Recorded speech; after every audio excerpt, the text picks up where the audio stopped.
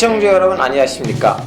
오늘도 세계를 알아보정의 알파고 장원자 박사님이랑 같이 새로운 나라로 여행을 환상 속으로 떠나도록 하겠습니다. 이번에는 우리는 어디에 갑니까? 아까 멕시코.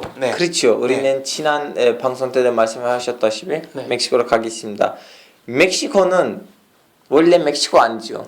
멕시코는 현지인들은 메히코라고 하는데 근데 400년 전에 뭐라고 하는지 아세요? 뭐라 그랬습니까? 테노시티틀란.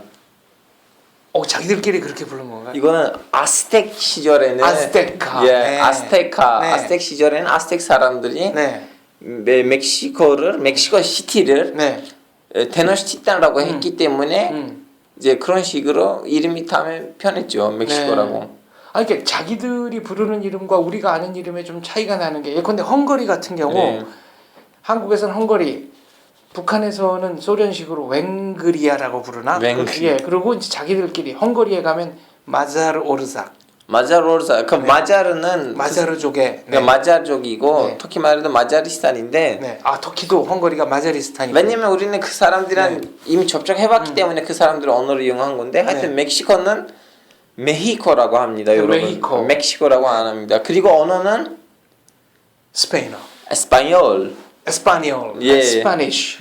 여러분 아시다시피 좀 스페인어 좀 배우면 왠지 로man틱한 남자로 표현한다는 느낌이 들어요. 그 언어는 남자를 왠지 좀 바람둥이로 만드는 건가? 터키는 아까 잠깐 외국 이름 얘기가 나왔는데 터키는 터키 사람들이 터키라 그러면 튀르키예.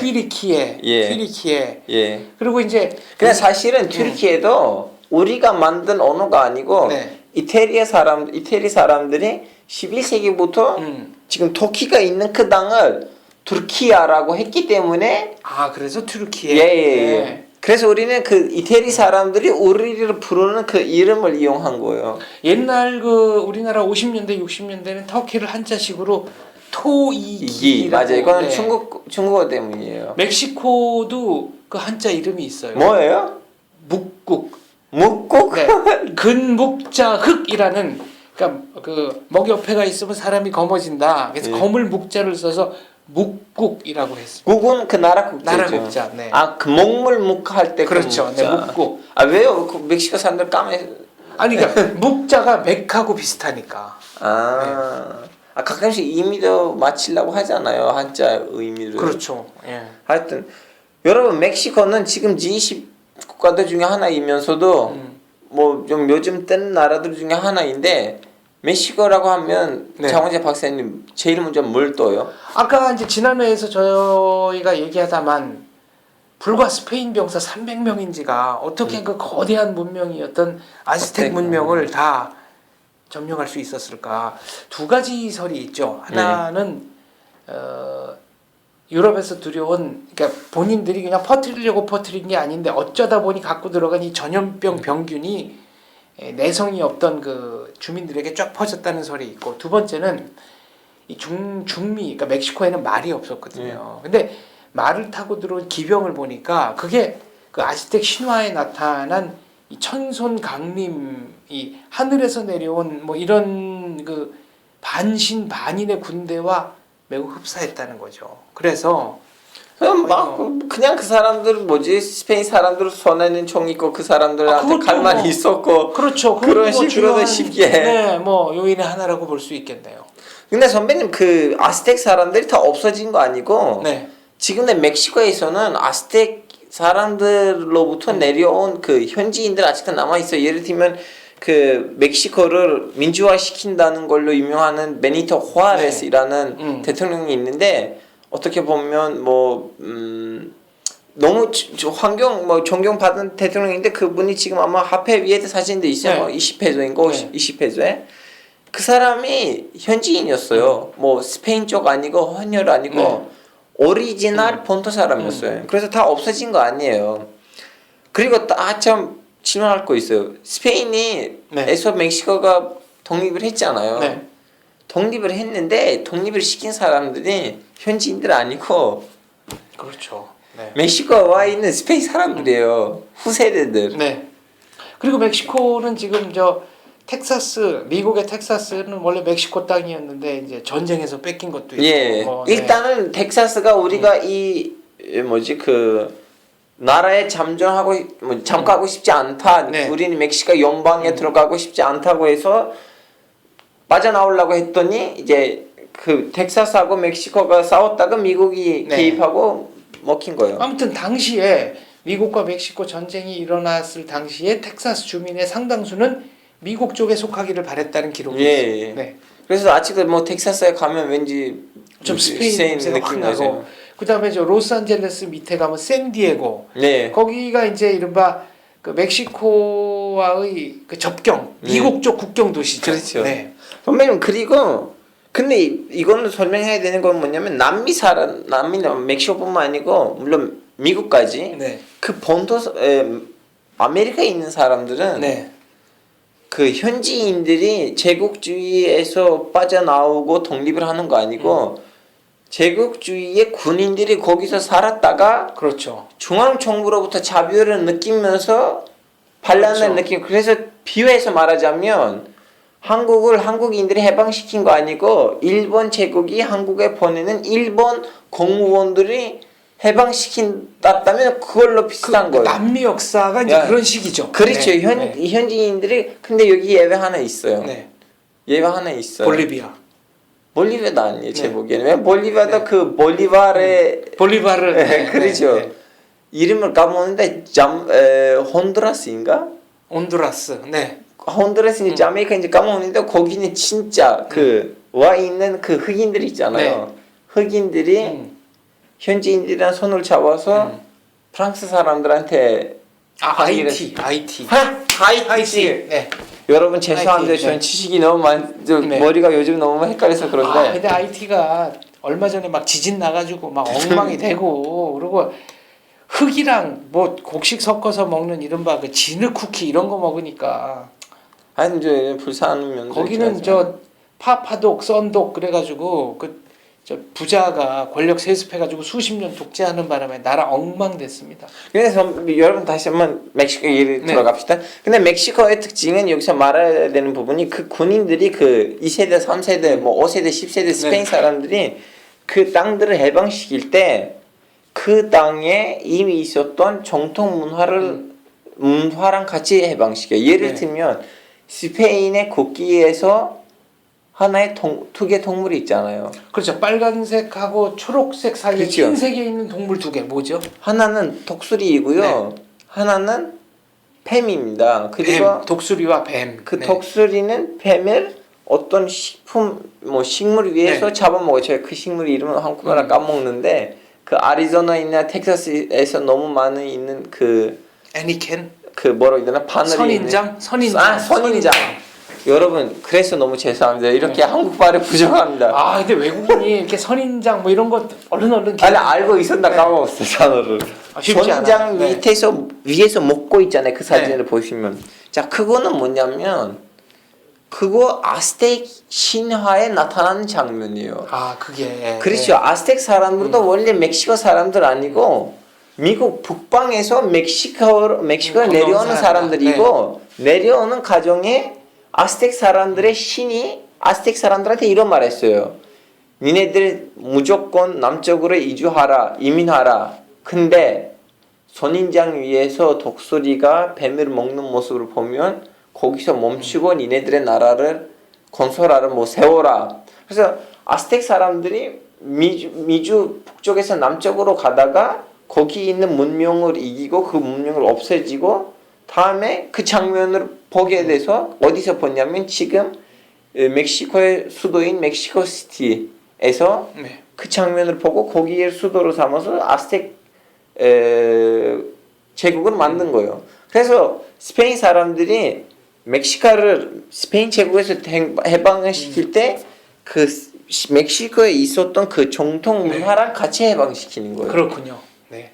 자, 우리는 너무 역사 얘기하고 돌아다닐 관광지 얘기. 아니 아까 제가 선인장 얘기 나온 김에 중간에 잠깐 애니켄 얘기를 했잖아요. 그게 무슨 그 식물이어서 이렇게 그 항해용 밧줄을 만드는 원료인가 그래요. 그 식물이 근데 한국에서 애니깽이라는 소설도 나오고 영화도 나왔거든요. 그러니까 음. 구한말에 그러니까 이 조선시대 말 구한말에 굉장히 많은 그 일군의 그 노동자들이 노동 이민을 간 데가 멕시코고 그 애니깽 농장에서 상당히 고생했죠. 한국 사람들 많이 갔다고요? 그렇죠. 그래서 그 중에 일부가 애니캥의 일부를 가지고 반노예 상태로 혹독한 노동에 시달리고 있다. 이거를 고발하기 위해서 왔는데 그 사이에 나라가 망해가지고 예. 일제 시대가 된 거예요. 아. 그래서 이제 그 얘기를 다룬 소설과 영화가 나온 적이 있어요. 있고 그리고 김영하라는 작가, 예. 김영하라고 제가 이름은 들어봤는데 모르는 이름 아니에요. 김영하라고 저기 뭐 퀴즈쇼 뭐 나는 나를 파괴할 권리가 있다 이런 소설 읽어본 적 없나요? 아 저는 그 이름을 어디서 살인자의 기억법. 최근에. 알겠어 한번 사서 읽어볼게. 죄송합니다 김영하 씨. 김영하 작가는 대학 다닐 때 저랑 성당을 같이 다녀서 제 후배고요. 네. 후배이세요? 네. 영하야, 저 언제 만나자. 우리 만난 지 좀 오래된 것 같은데 우리 김영하 작가 제가 굉장히 네. 좋아하는데 김영하 작가가 쓴 검은 꽃이라는 소설이 바로 이 멕시코 이민 얘기를 다루고 있는. 네. 선배님 멕시코뿐만 아니고 주변 나라에도 한국 이민들이 너무 많아요. 저는 그렇죠. 칠리, 아르헨티나 네. 뭐 그쪽 나라들 많이 봤어요. 자 여러분, 그럼 선배님 멕시코 가면 어디에 가야 돼요? 전 멕시코 가본 적이 없어가지고요. 저도 가본 적이 없지만 어느 정도 알아요. 멕시코 시티에는 볼 거 너무 많아요. 뭐가 있습니까? 예를 들면 아스텍 문명권에서 남는 것들도 있고요. 저는 일부 많이 파괴됐긴 네. 했지만 아직도 남아 있어요. 저는 멕시코랑 남미를 묶어서 아즈텍, 잉카, 마야 여기 한번 돌아보는 게 평생 그 소원이에요. 피라미드들의 네. 일부가 남았어요. 그 멕시코 시티 북쪽으로 가시면 네. 왜냐면 스페인 사람들이 멕시코 시티를 중심으로 거기 이제 문명을 만들었기 때문에 북쪽은 그나마 손에 안 댄 거예요. 네. 그리고 저는 여러분 아마 지금 멕시코를 가본 적이 있는 사람들 아니면 멕시코 관심 있는 사람들의 멕시코 시티 얘기를 하면 수도 네. 얘기를 하면 뻔하니까 제가 딴 데 하나 소개하고 싶어요. 네. 과나후아토. 과나후아토. 네. 여기는 너무 예뻐요. 도시 여기저기 다 옛날 집들이 다 여기저기 구석이 있고 도시에 어디에서 사진 찍으면 무조건 예쁜 사진 네. 나와요. 딱 그냥 도시 자체가 하나의 박물관을 생각하시면 되고 그리고 여러분 멕시코에 가시면 바르바코아이라는 음식 무조건 드세요. 이것도 저는 음식 프로그램에서 봤던 네. 음식인데 어떻게 만드냐면 그 음식을 그 너무나 큰 꼬치에다가 네. 고기들을 넣고 다음에 땅 안에다가 넣어서 네. 땅 안에서 구워요. 근데 12시간 동안. 야, 완전히 숙성해가지고. 그렇죠. 네. 그리고 고기 꺼내고 그 고기를 입에다가 넣으시면 네. 마치 아이스크림이 혀 위에서 녹이듯이 그 고기가 녹인다고 하더라고요. 그 질감이 아주 독특하겠네요. 그렇죠. 그리고 네. 그 12시간 있다 보니까 그 고기에 그 물이 빠진 거잖아요. 국물이라고 해야 되나? 그 국물도 이제 네. 그 따로 뭐지? 그 수프로 마시는. 수프로. 네.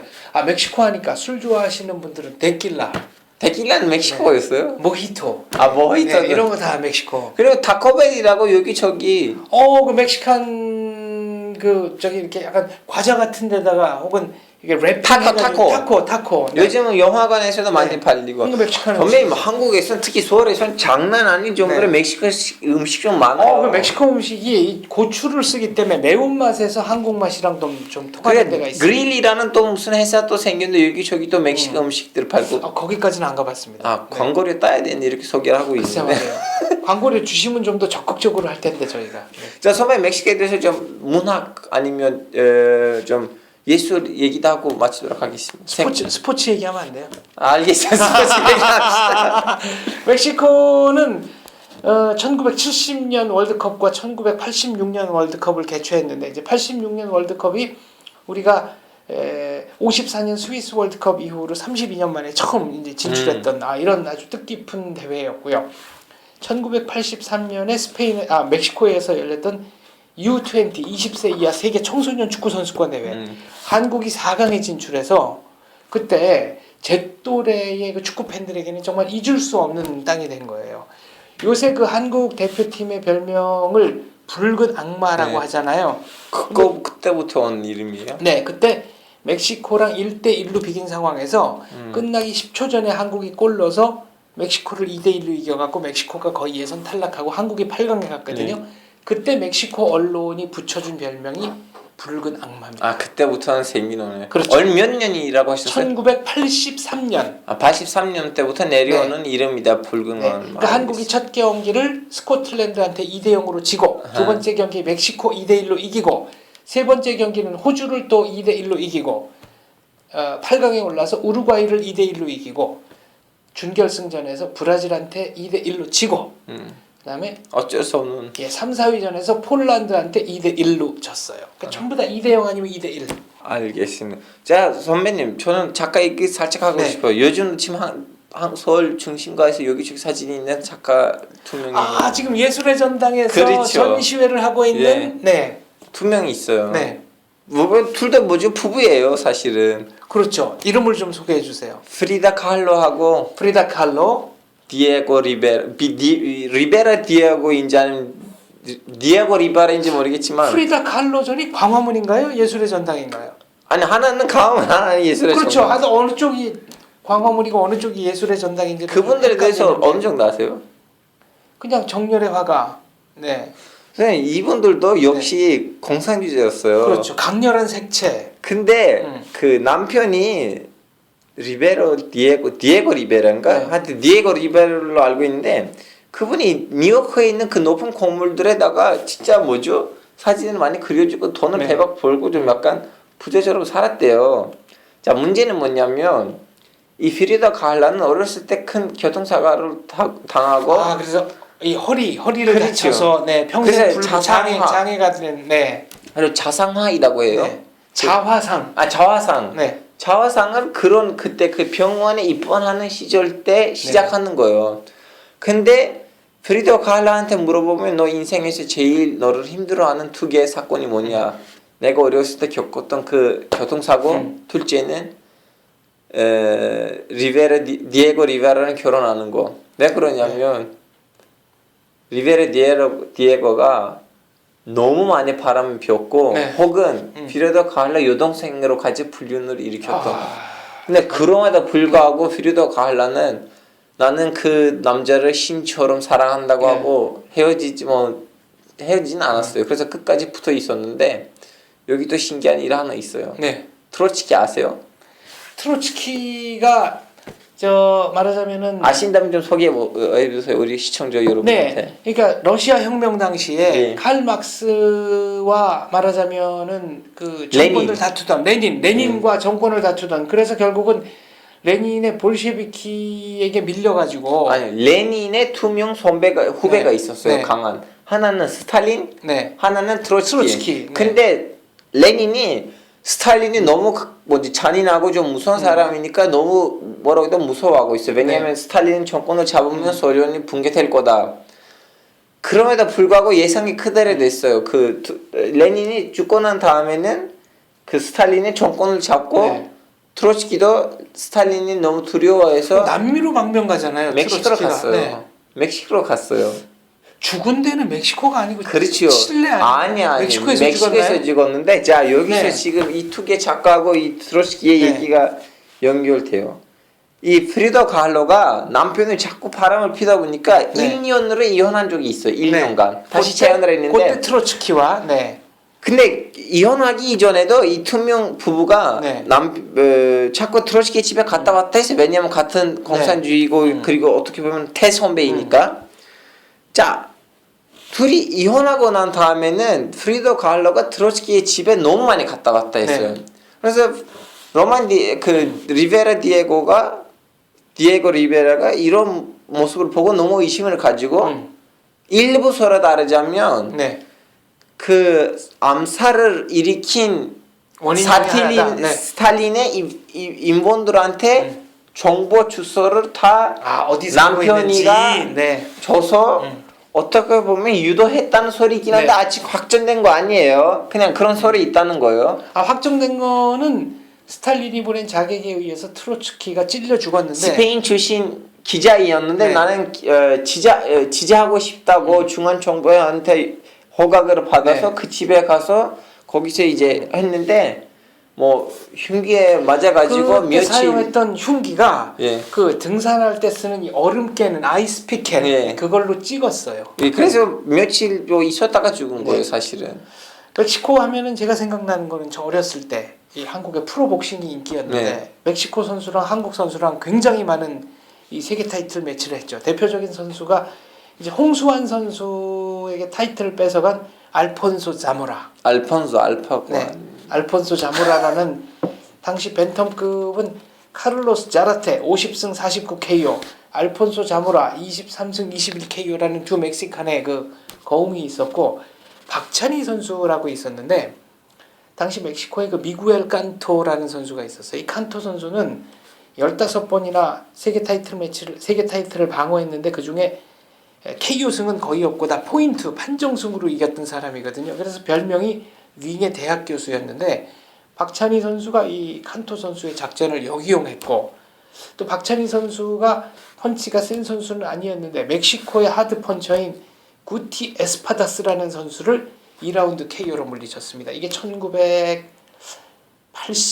79년, 80년 아무튼 그 무렵의 얘기죠. 그리고 멕시코가 지금도 자랑하는 1980, 90년대 가장 그 세계 넘버원 복서였던 홀리오 세자르 차베스라는 선수도 멕시코 선수입니다. 그러면 그 조로이라는 만화가 있잖아요. 쪼로로. 쾌골 조로. 그렇죠.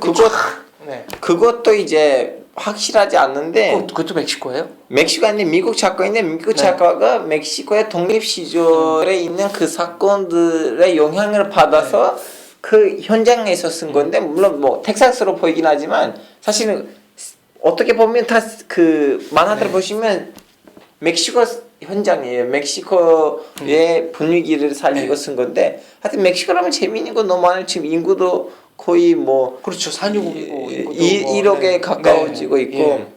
하여튼 여러분 오늘은 좀 멕시코에 대해서 기본적인 네. 너무 서론 예. 정도 그리고 우리가 대한민국 하듯이 멕시코가 뭐 이렇게 하는 멕시코 하나요? 아니 그거 제가 그 좀 긴데 다 모르고요. 그냥 멕시코 가가지고 멕시코 그 국민들에게 사랑받는 법. 박지성 선수랑 같이 뛰었던 치차리토. 치차리토 선수가 이게 작은 콩이라는 네. 뜻이고 아버지는 이제 큰 콩, 네. 아들은 치차리토인데 그냥 멕시코의 그 웬만한 식당 주인 남자한테 가서 치차리토, 박지성 그러면 다 아는 체하고 좋아한대요. 이거는 멕시코를 직접 방문했던 소설가 박민규 소설가가 저한테 해준 얘기니까 사실일 거고요. 네. 그다음에 또 하나는 그 축구장에서 멕시코 사람들이 하는 막 응원구호 마지막이 뭐 메히코 메히코 라라라 이거거든요. 그러니까 치차리토 박지성 메히코 메히코 라라라 그러면 서비스로 뭐 하나 또 뭐 할인해주거나 급 흥분 모드로 돌아갈 수 있습니다. 알겠습니다. 여러분 이것도 적어주시고 아니면 멕시코로 네. 여행을 떠나기 전에는 다시 한번 이 방송을 들으시든가. 알겠습니다. 네. 자 여러분 오늘도 방송 여기까지 마치고요. 저 오늘은 모르는 단어들 많이 생겼고 네. 까먹는 단어들 많이 생겼는데 죄송합니다. 저는 여름에는 열심히 한국어를 더 연습하고 배우고 익혀서 좋은 방송들 만들도록 하겠습니다. 알겠습니다. 감사합니다. 감사합니다.